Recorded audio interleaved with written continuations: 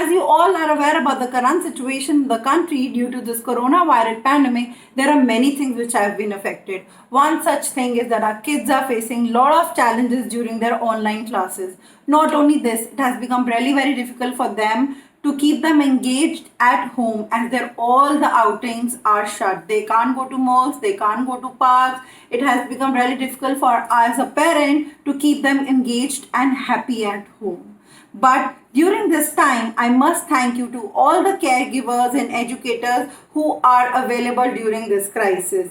They have been providing online and offline content to our children so that their physical strength, health and mental well-being is good, and they are able to face all this situation very gracefully.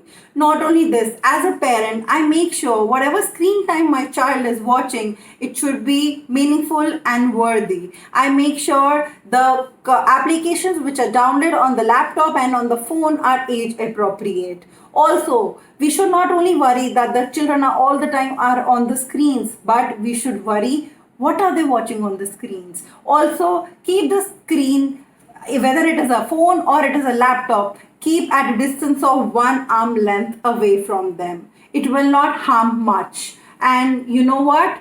WHO says screen time is not bad for children if there's a human at the other end.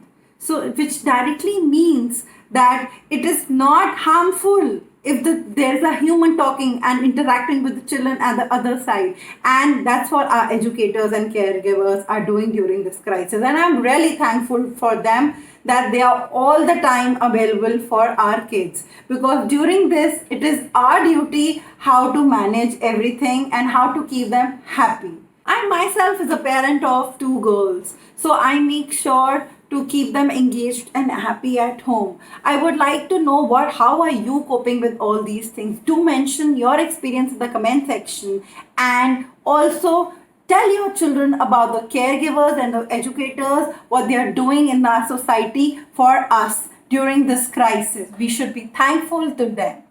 Thank you.